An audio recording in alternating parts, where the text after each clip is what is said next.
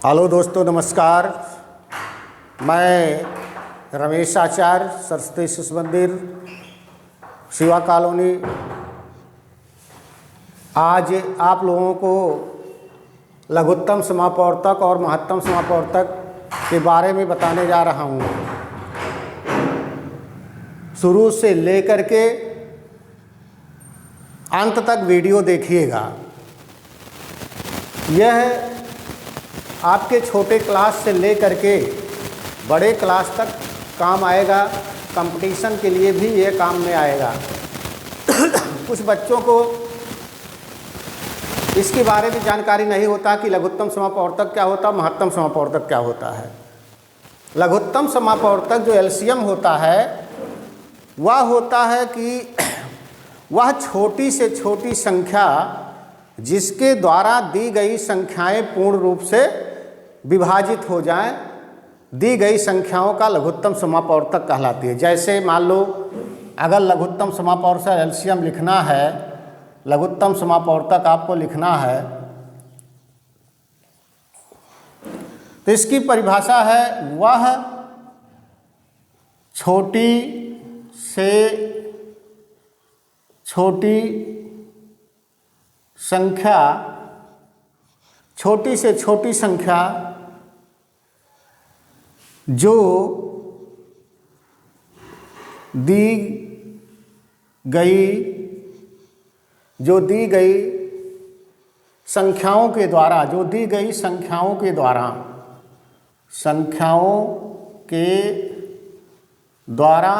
पूर्ण रूप से विभाजित हो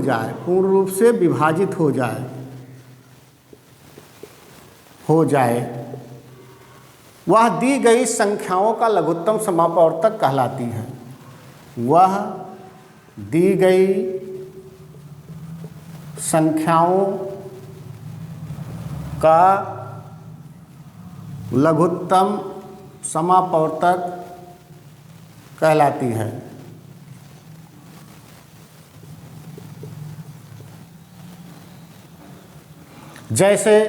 जैसे मान लीजिए कि दे दिया गया है आपको 2 दे दिया गया है, 4 दे दिया गया है और 8 दे दिया गया है। अब जो संख्या देखो, वह छोटी से छोटी संख्या जो दी गई संख्याओं के द्वारा पूर्ण रूप से विभाजित हो जाए, वह दी गई संख्याओं का लघुत्तम समापवर्तक कहलाती है। जैसे 2, 4, 8। अब 2, 4, 8 का सबसे छोटी संख्या क्या है जो 2, 4, 8 से विभाजित हो, अर्थात 8 सबसे छोटी संख्या होगा जो 2 से भी कट जाएगा और 4 से भी कट जाएगा और 8 से भी कट जाएगा। अब 8 से कोई छोटी संख्या आपको नहीं मिलेगा जो इन तीनों संख्याओं के द्वारा कट जाए। अब इसका निकालने का तरीका 2 प्रकार से होता है। नंबर 1 गुणनखंड, अभाज्य गुणनखंड द्वारा। नंबर 1 अभाज्य गुणनखंड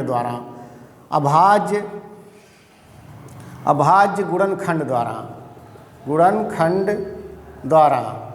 इससे कैसे हम निकालते हैं? जो संख्या दी होती है, जैसे 2 दिया है तो इसका गुणनखंड करेंगे 1 गुणे 2 हो जाएगा, और 4 दिया है तो क्या हो जाएगा 2 गुणे 2 हो जाएगा, और 8 अगर लिखेंगे तो हो जाएगा 2 गुणे 2 गुणे 2। अब इसमें हम क्या लिखेंगे? जैसे इसका लघुत्तम समापवर्तक ये होगा कि जो संख्याएं सभी में मिल रहा है उसको भी लेना है, जो संख्या सभी में लेना है उसको भी लिखना है। एलसीएम इसका हो जाएगा कितना? ये 2 गुणे, और जो संख्याएं नहीं मिल रहा उसको भी लेना है, इसमें देखो ये मिल रहा है, इसको 2 ले लेंगे, और इस 2 बच रहा है इसको भी ले लेंगे, 2 हो गया। तो कितना हो गया? एलसीएम इसका लघुत्तम समापवर्तक हो गया 2 दूनी 4 दूनी 8 हो गया। वैसे तो इसमें सबसे पहले ये देखा जाता कि अगर जो संख्याएं दी गई हैं, अगर इसमें जो सबसे बड़ी संख्या होती है अगर छोटी संख्याओं से विभाजित हो जाता तो ही इसका लघुत्तम समापवर्तक हो जाता है। इस प्रकार अगर महत्तम समापवर्तक देखेंगे, महत्तम समापवर्तक की परिभाषा क्या होगा? वह बड़ी से बड़ी संख्या जिसके द्वारा दी गई संख्याएं संख्याएं पूर्ण रूप से विभाजित हो जाएं, पूर्ण रूप से विभाजित हो जाए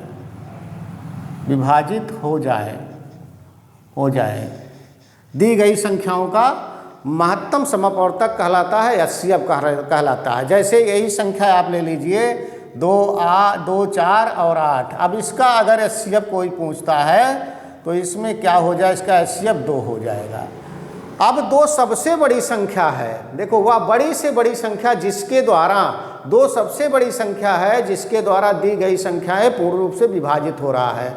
ऐसे 2 से विभाजित करोगे तो 2 एकम 2, 2 दूनी 4, 2 चौक 8, ये तीनों संख्याएं विभाजित हो जा रही हैं। अब इससे बड़ी संख्या हमको नहीं मिलेगा। इसी प्रकार तमाम प्रकार की संख्याएं आपको मिलेंगे। जैसे कोई कह दिया कि मान लीजिए 21 और 35 और 45, 21, 35 और 45 का लघुत्तम समापवर्तक निकालना है। तो इसको भी आप देखिए 21 को अगर लिखेंगे तो क्या हो जाएगा, ये 3 गुणे 7 हो जाएगा। 35 को अगर लिखेंगे तो हो जाएगा 5 गुणे 7 हो जाएगा। और 45 को लिखेंगे तो ये हो जाएगा आपका 3 गुणे 5। अब इसमें लघुत्तम समापवर्तक क्या है देख लीजिए। इसमें लघुत्तम समापवर्तक में क्या मिल रहा है आपको, जो मिल रहा है, जो तीनों में संख्याएं मिल रहा है, तीनों में कोई नहीं तो उसमें पहले हम 7 लिखेंगे, अर्थात ये 7 हो गया। फिर क्या मिल रहा है, 5 मिल रहा है, गुणे 5 लिख लेंगे। उसके बाद फिर क्या मिल रहा है, 3 मिल रहा है, ये देखो 3 मिल रहा है, इस 3 को लिख लेंगे। और फिर ये 3 बच रहा, 3 को लिख लेंगे। तो कितना हो जाएगा, ये 7 पचे 35 और गुणे 3 त्रिक का 9। इसका कितना एलसीएम हो जाएगा, 9 पचे 45 के 5 और 9 त्रिक 27, 27 और 4 31, 315। इसका एलसीएम हो गया 315, एलसीएम हो गया इसका 315। इसका निकालने का दूसरी विधि है, अगर दूसरी विधि है तो इसका भाग विधि से आप निकाल सकते हैं। जैसे मान लो 21, 35 और 45, जब इसको हम डिवाइड करेंगे तो ये अगर हम मान लीजिए 3 से डिवाइड करते हैं तो 3 से अगर डिवाइड करते हैं तो 3 7 जा 21, ये नहीं डिवाइड होगा, ऐसे लिख लेंगे। और ये आपका 3 1 जा 3, 3 5 जा 15।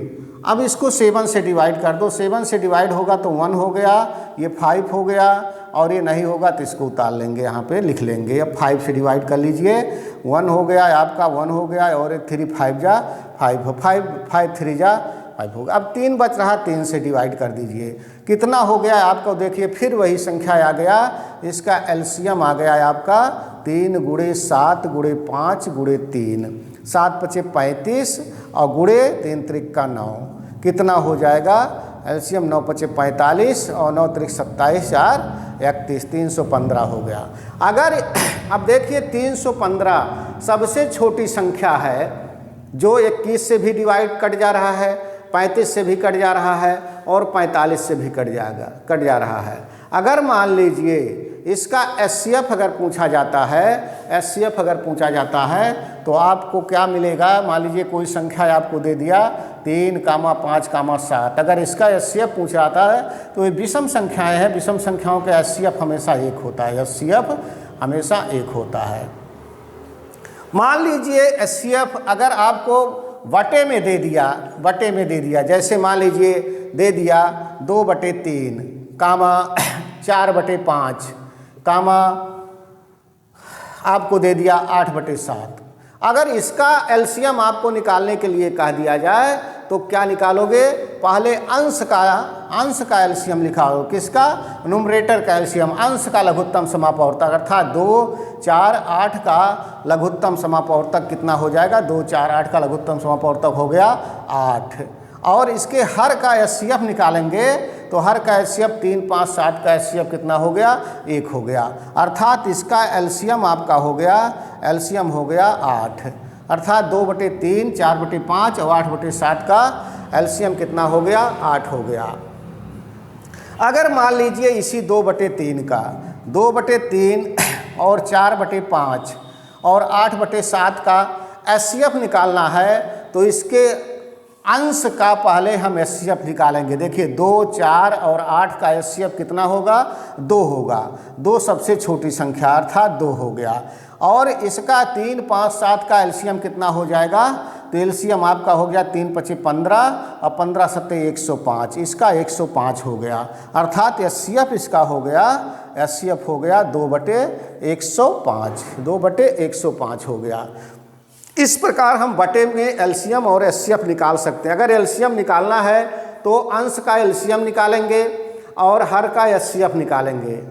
अगर मान लीजिए इसका बटे का भिन्न का HCF निकालना है तो हम अंश का HCF निकालेंगे और हर का एलसीएम निकालेंगे, तो ये आपका HCF हो जाएगा। अब देखिए 2/5 से अगर ये सभी संख्याएं कट जाएंगी, 2/5 सबसे बड़ी संख्या है जिसके द्वारा दी गई संख्याएं विभाजित हो जाएंगी, और इसमें 8 सबसे बड़ी संख्या है जो दी गई संख्याओं के द्वारा विभाजित हो जाएगा। इसी प्रकार अगर पावर के रूप में कोई संख्या दे दिया जाए, पावर के रूप में संख्या दे दिया जाए, जैसे मान लीजिए कोई पूछा x² और x³, इसमें इसका एलसीएम क्या होगा?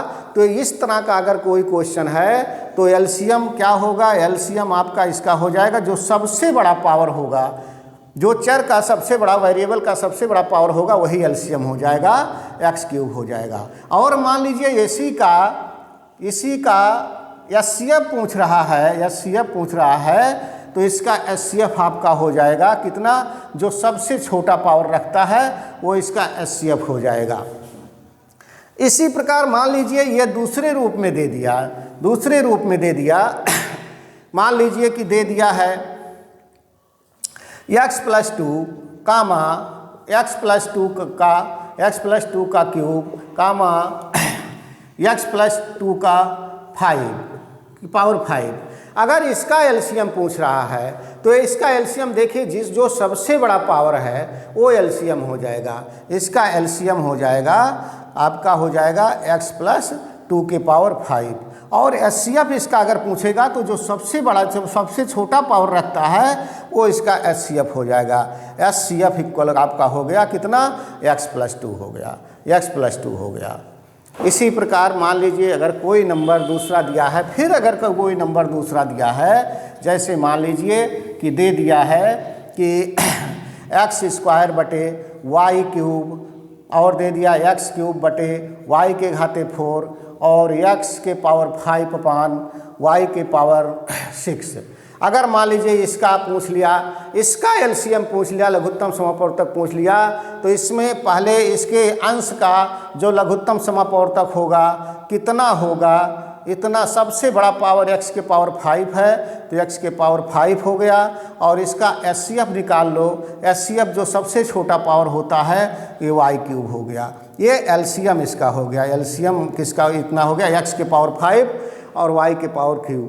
अगर मान लीजिए इसी नंबर का HCF पूछ लिया तो अंश का जो सबसे छोटा पावर है HCF अर्थात x² है HCF, और एलसीएम इसका कितना है? एलसीएम देखो y के पावर 6 है, y के पावर 6 है, ये इसका HCF हो गया। सेम इसी प्रकार अगर मान लीजिए कोई दूसरा नंबर पूछ रहा है, किसी दूसरे नंबर का पूछ रहा है, जैसे मान लीजिए आपका पूछ लिया x+3/y+2 कामा x+4/y+5 का होल स्क्वायर 3 के पावर स्क्वायर। अगर इन दोनों का मान लीजिए एलसीएम पूछता है, अगर इन दोनों का एलसीएम पूछता है तो पहले इसके अंश का हम एलसीएम लिखेंगे। एलसीएम इसका क्या हो जाएगा? एलसीएम आपका हो जाएगा x+3 का होल स्क्वायर और अपान इसके हर का HCF क्या हो जाएगा? इसका जो पावर सबसे छोटा है y+2, अर्थात ये आपका एलसीएम हो गया। अगर HCF इसका HCF पूछता है तो HCF हम क्या लिखेंगे? पहले अंश का HCF लिखेंगे। HCF का मतलब जो सबसे छोटा पावर रखता है, अर्थात x + 3 हो गया। और LCM इसका निकालेंगे हर का, y पावर y, ये पाई 5 है, y + 5 का स्क्वायर, y + 5 का स्क्वायर, ये y + 5 है, y + 5 है। ये आपका बेस इक्वल होना चाहिए, ये बेस इक्वल आपका है, यहाँ गलत हो गया था। इस प्रकार हम कोई भी LCM और HCF निकाल सकते हैं। अब LCM और HCF हम क्यों निकालते हैं? किन्हीं दो संख्याओं को हल करने किन्हीं दो भिन्न संख्याओं को हल करने के लिए हम LCM निकालते हैं और उसको सरलतम रूप में लिखने के लिए HCF निकालते हैं। ये वीडियो अगले दिन डालेंगे। धन्यवाद।